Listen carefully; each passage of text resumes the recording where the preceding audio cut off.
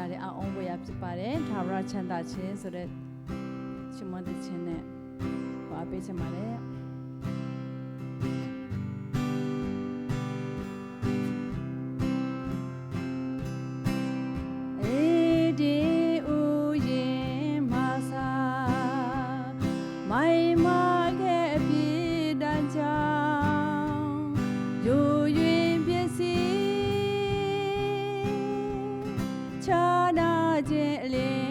ရှိဆွေကိုက်ခဲ့အပြည့်တန်းချောင်းအတိပြေကြပြီထို့ကြောင့်ယေရှုလောကသားတွေတေခါမှုပြီးပိတများတွေချမ်းသာစေရန်ကြွတော်မူပေအိုချစ်မိတ်ဆွေ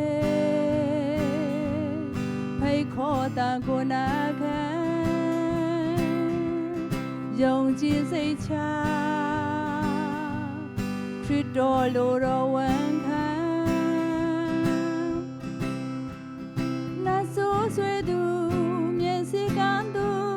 ကိုအင်္ဂါချိုးတဲ့နေသူတို့အားအပြစ်ဖြစ်လွှတ်ခြင်းဖြင့်ချမ်းသာစေပြီ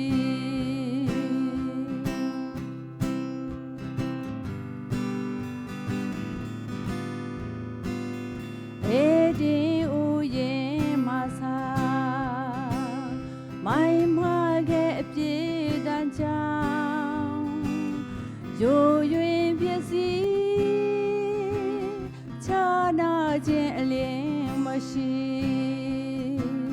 ဆွေကိုက်ခဲ့အပြည့်တန်းချောင်းအတိပြေကြပြီထို့ကြောင့်ယေရှု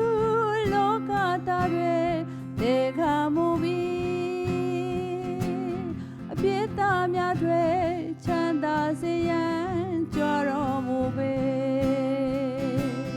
အိုချစ်မိတ်ဆွေဟိတ်ခေါ်တန်ကိုနာခံယုံကြည်စိတ်ချ